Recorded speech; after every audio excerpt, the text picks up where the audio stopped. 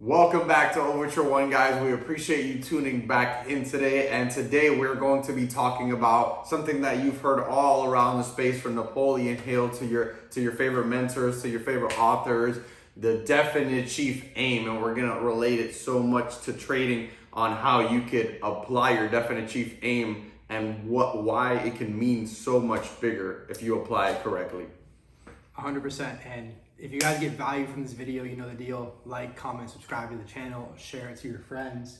You know, our goal with this video is to make it nice and digestible for you guys, to get the most amount of value in a quick little YouTube video here. So with that being said, we're just gonna jump right into it. What is definite chief aim?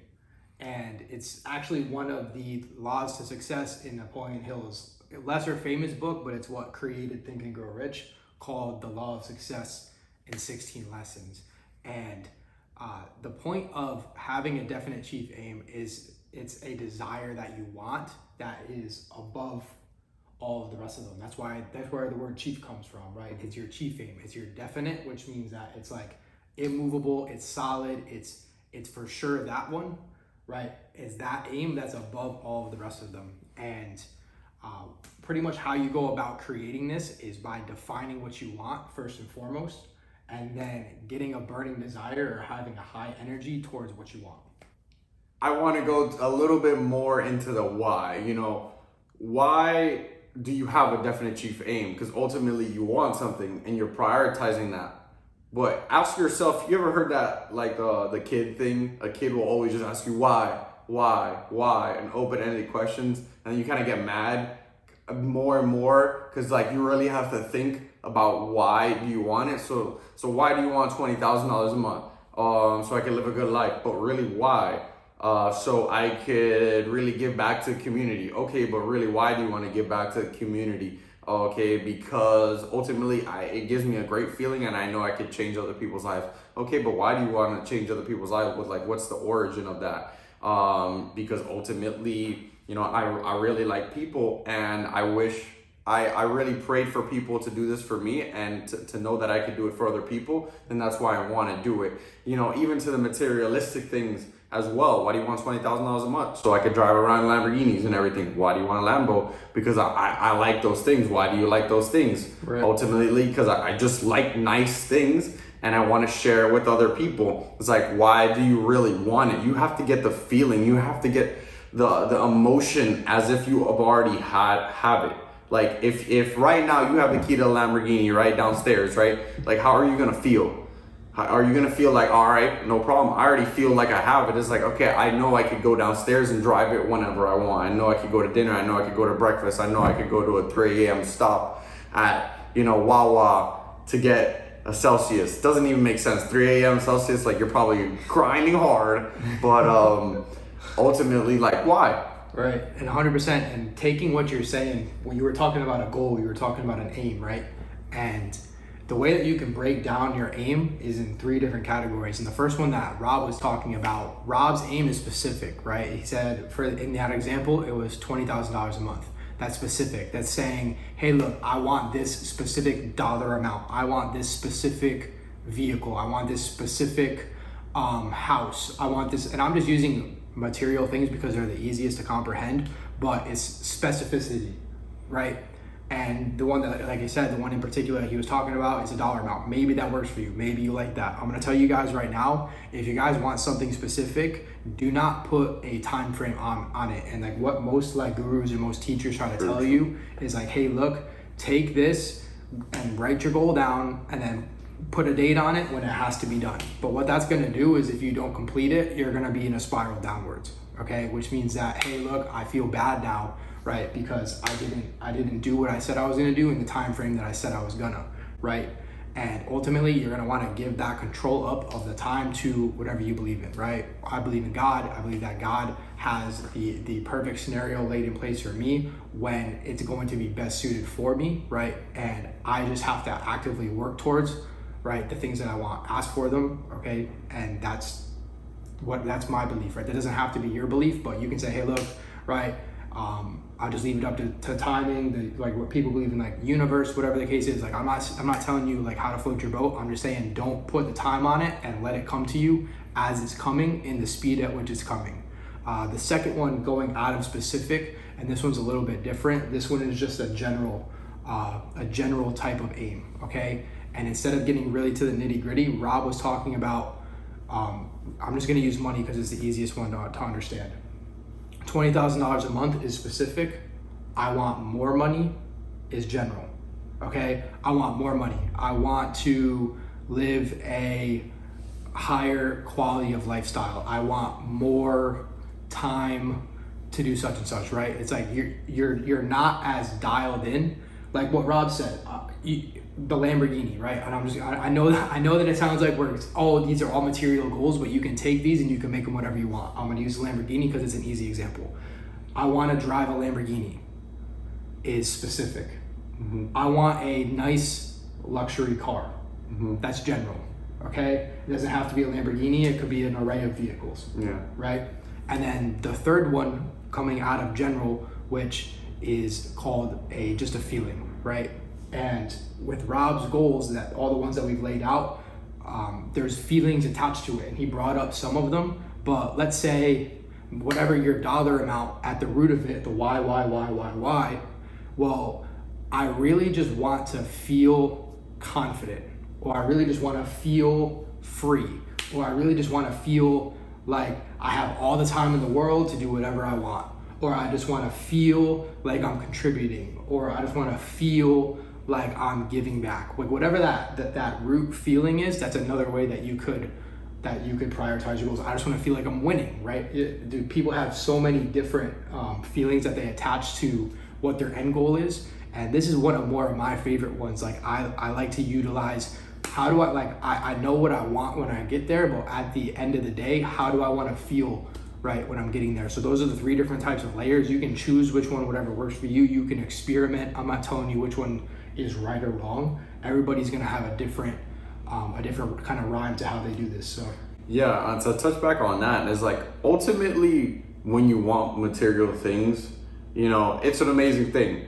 I'm not saying it's a bad thing at all, but ultimately you are wanting to get a feeling out of these material things. Like, why do you really want a collection of cars? I use my personal example. Why do I want a collection of cars? Because I really like driving nice things and it makes me feel good. I like the power. I like to control it. I like to make the cars go to the side.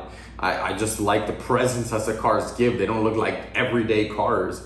They look crazy. They look wild. It's funny because they say Ferrari owners are more relaxed and everything thus far. And, anybody could just buy the car. But ultimately, Lamborghini's more crazy and all that. And I'm kind of more quiet, reserved individual and everything. And I want the more flashy car. Doors that go up and everything thus far. But I have a whole array. But ultimately, I want the feeling because it makes me feel very, very good. I don't associate my identity with these things, but I like the feeling of having that. Right. And ultimately, whatever you want, you can have. Yeah. You're going for a feeling. Why do you go to Starbucks? Because you want to feel revived. As soon as that matcha touches your lips, man, you feel great. You feel a shot of dopamine. When you buy coffee, you feel very good. You're like, wow, this coffee with almond milk, oat milk, or whatever the case might be, with double, triple, quadruple, chameleon different shots. The order costs $47 at this point for one venti coffee at this point. I don't know. You get an array. You get a good feeling from it. So that's what you're stemming from. But to get back into the point that I was going to be talking about, watch where your origin of feeling and what you want and what you set as your definite chief aim actually is. Does it stem from, is it love based, or is it not love based? I don't like to use the other word. It's it could be very bad or malicious or anything. Depends where you're coming from. Because people could say, I want a Lambo, but you're not even really dig deep down. It's you're not really even a car person. You don't even like cars. Ultimately, you just want to buy that car to look good in front of other people. Want to feel better than somebody else. You want to wear Louis V so you feel like you're on a higher stature than somebody that works at Pull Your Trucker Call and everything. But we're all the same people and everything. We could all create whatever we want in our lives, ultimately. So watch where that origin is coming from. Really dig deep down and just be like, where's it really coming from? Do I really want these things? Because when I believe if it's more authentic to who you are, I believe you could get it faster, and I believe you will enjoy it a lot more. Because we've all heard stories. You don't need to have something right now to hear the stories and to hear even more successful individuals say that, like, oh, they had a ton of money and you've seen it all over, and then they commit suicide, and then they had all the material things, and then they're not ultimately happy at the end of the day. Right. Am I correct?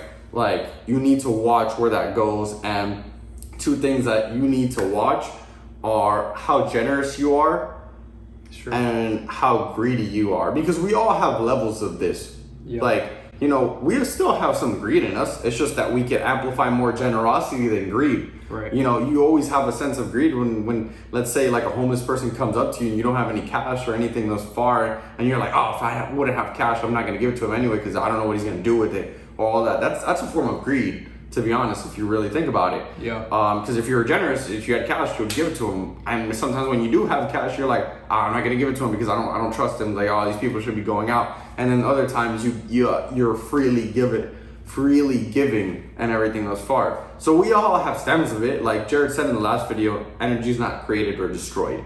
It's just you put more energy into one than the other. Right. But I believe if you're more of a generous person, you will feel so much better by giving. One action that I'm just going to give you guys in this video from me is saying, go donate your time to a cause higher than yourself. So basically, go serve at a church, go serve at a charity, go serve at an organization, go serve homeless, go serve somebody else that doesn't intrinsically benefit you at all. Like they can have no benefit at you. There's a difference by helping people that benefit you, and sometimes there's a root behind that because you're only helping the person because they can help you. But when you help people for a long time, I would say I would give it like a 3 to 9 month span. You'll feel so much better. And I'm not saying go to just go do this once and never go do it again. You need to practice your habits, and because kicking greed is a hard thing. I know it took me a lot for me to be able to serve other people that could not benefit me back. It gave me back so much more than I thought greed can ever do for me. Ultimately, I feel like I've been saying that word ultimately like 40 different times. I actually been saying it throughout this whole weekend for some reason. But do that action. Watch how much it could really change you, and don't ever come up with the excuse that like, bro, I don't have time. I was like, bro, I work like there's I don't even think there's 9 to 5 jobs anymore, bro. If you don't it's like 10-hour shifts at times, bro. I work 10-hour shift. I day trade during that time. I go to the gym. I meal prep.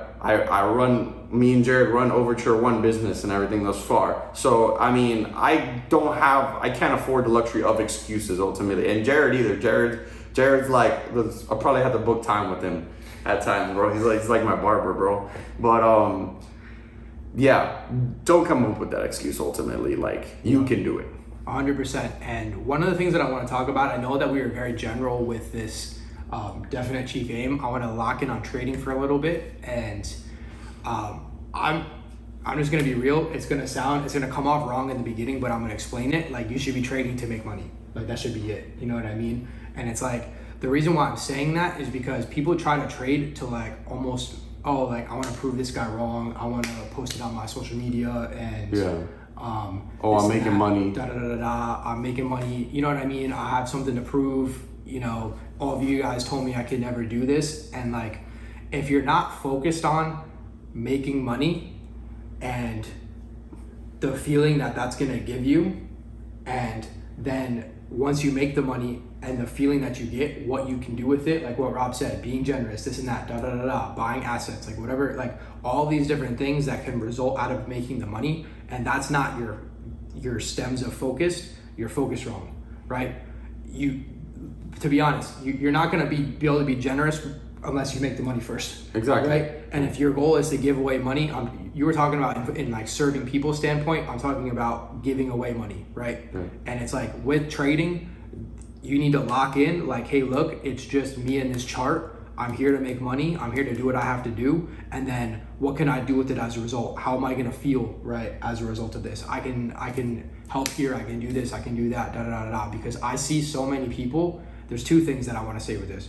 people associate it as a bad thing to want to make money, right? If your intentions are bad, it's going to be a bad thing. But if your intentions are good, it's going to be a great thing. The second point that I was making with that was, after the intention, it's if your focus isn't on that, it's very easy to derail to one of all those other negative focuses, right? Like, I have something to prove, you know, I want to be the guy on social media, you know what I mean? Whatever the case is. And I'm sure everybody's kind of fallen to that in one way, shape, or form with whatever they do, you know what I mean? And people kind of grow through that and so on and so forth. Dude, I wanted to be that guy in like 2019, I can be honest. Like, I had this goal.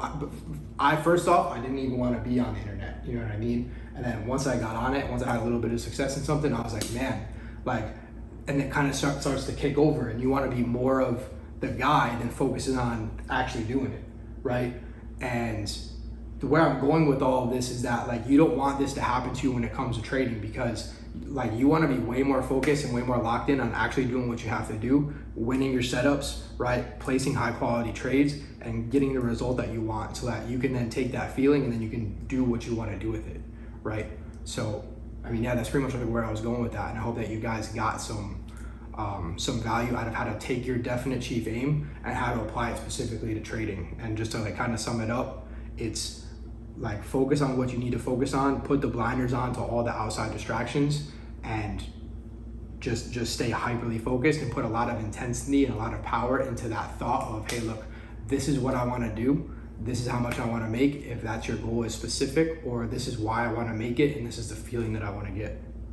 Yeah, super good, man. And to close off the video, it's in trading, Jared says it very good. Like, there could only be so many things that we could talk about in trading. That's why we related to more of the outside life of trading, because trading is only like, when you really get proficient, you're not there for long. It's not like you're there all night. You're ultimately there for 3 to 4 hours a day. At least that's what we do personally, and everything thus far. Yeah. But guys, it could be so simple, and just look at this long term. Anything that you do in trading, if you look at this long term, I've been here about 2.7, closing in on 3 years right now. Now I could just go, me and Jared could go look at on a chart and just be like, this is what we're looking for. That's really it. Yeah. I still study my mentors and everything thus far, but it's not crazy where I'm there all day and I have to devote all the time and everything.